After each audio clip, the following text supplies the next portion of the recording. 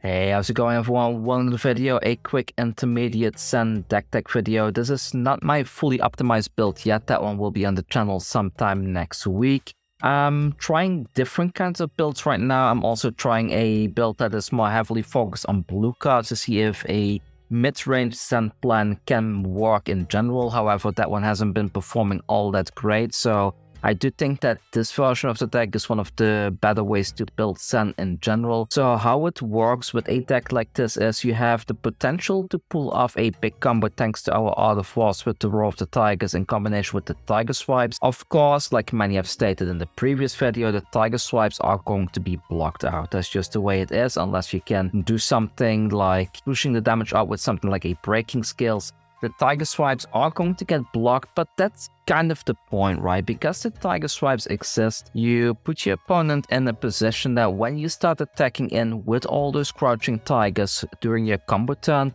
and if you have not activated Zen yet to fetch your Tiger Swipe, then your opponent is most likely not going to be blocking those crouching tigers, taking a bunch of damage in the process because they need to respect this card. You can leak in 15 to 20 damage, then they start blocking these. They probably need to use the whole hand, which means that you get another turn straight after that where you can push another 12 to 15 damage, even if you don't have the combos. When it comes to the mid-range plan, you want to get a chi in your hand, so in the early game it's a bit difficult because you need to play a blue first and able to transcend something to turn it into a chi. If you have two of these transcend cards in your hand at the same time, then it becomes kind of easy because you can play both of these at the same time, transcend both of them at once, and then you have two cards that can generate you 8 resources that you can do a lot of fun things. But for the most part, in the early game, you need to play something like a Wind Chakra in combination with a transcend card. This one will still give you 3 value, but 3 value in Flesh and Blood terms, it's still not that great, right? But well, it just is the way it is. And then once you have your chi in hand, you can do things like attacking with the Kakara, activating Zen to fetch something like a bouncing chi straight from the deck and generating a crouching tiger in the process. Then if you have something like a Breed Anger in your hand already, or if you fetch this one from your deck alternatively, you can then play the crouching tiger in with a Breed Anger, which will then generate you an additional crouching tiger in your hand. Play a second crouching tiger, which will get +1 from the Tiger Stripe Shuko, and this damage can be prevented, which is very nice against illusionists as well, especially if you push the damage out with something like a Maul. You can pretty much pop all the ward stuff in one go if you're up against Prism or Enigma,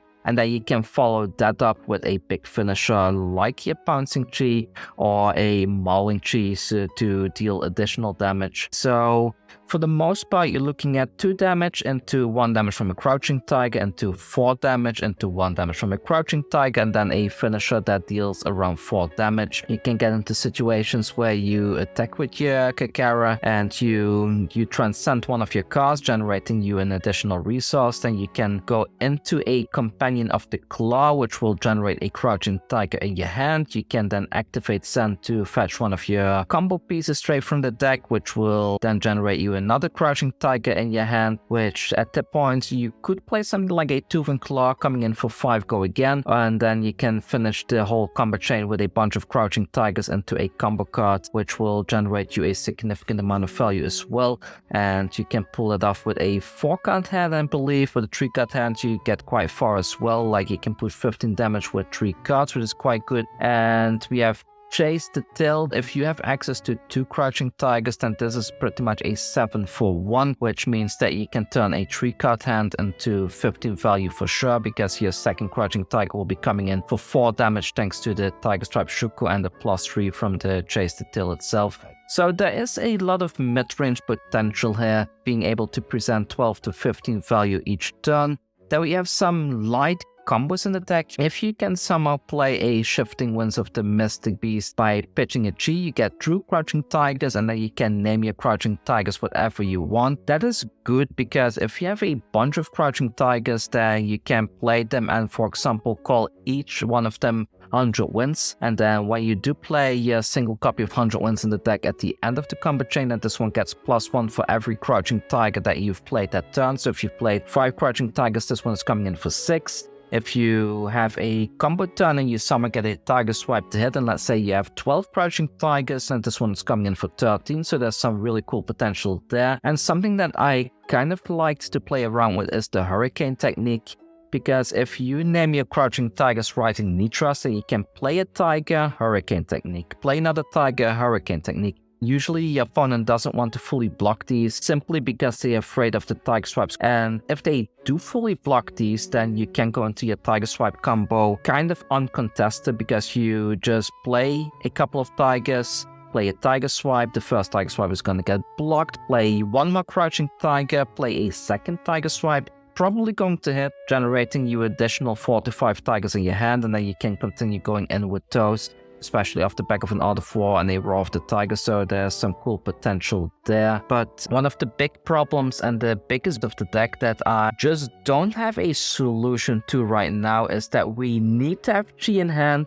in order to be able to push a value turn, because if we cannot activate Zen, we're gonna have a very bad turn that with very low value. You're pushing like maybe 6 value with 2 cards, which is just way too low for Flesh and Blood standards, especially if you're up against a deck like Enigma that is pushing out a bunch of ward cards every turn. If you cannot keep their board clean from ward cards and cannot force them to continue to block from the hand, then you're gonna be in a very bad position, and I don't know how to fix that. Like yesterday, I was playing a bunch of games and I just couldn't find my Transcend cards and I lost every single one of them. I also played games where I was able to transcend a lot very early on. I was able to do a big combo, getting the opponent from 40 all the way to 12-ish life, and then suddenly I couldn't find any chi anymore. I was just presenting these stupid 6 damage turns that the opponent can very easily just block out with 2 cards. And then that's it. There's not much you can do. You're just losing the game because you can't find the cards. And I think that's just the biggest problem of Zen at the moment, because we only have 8 cards that can transcend in the deck. And one of them I'm even considering to drop out completely, a drop in the ocean. This one is a little bit hard to transcend unless you give -1 to your own attack. But who wants to give minus value to their own attacks, right? It's not something that you generally want to do.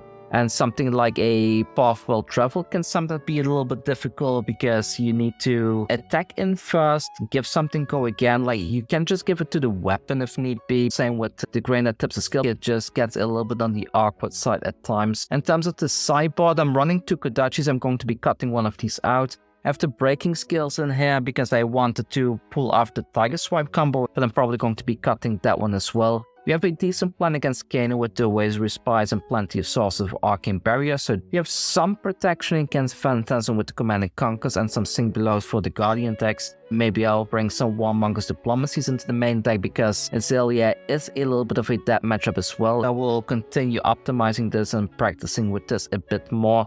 Right now it feels a little bit like a dead deck because there's so many assassins out there. But yeah, that's all for me for today. If you want a fully optimized version of the deck early, feel free to check out my Patreon. I will do updates there regularly. And if not, I will definitely do videos about it sometime next week again, so keep an eye out for that. I want to build an Arachne deck. I think Arachne can be kind of viable now, so keep an eye out for that. I might do an Arachne deck sometime in about 2 weeks from now. I think next week I want to finish this deck. I want to start at least optimizing Newt to a tournament level, and then after that I want to start working on Arachne, see if I can make that one up to standards for tournaments as well, because Arachne has a lot of good stuff going for it right now. And maybe I'll do a Blitz deck. I think the young Arachne, the one that gives go again to stealth cards, is very good now as well. So I might look into that too. Thank you for watching everyone. I hope this video was useful to you. I hope this deck helps you at least in the right direction to build your own Zen deck. There is a lot of stuff that you could add in or take out, but I think right now, as this stands right now, it's about as optimal as it's gonna get. So yeah, that's all for me for today. I will see you all very, very soon with another deck and another Flesh and Blood video.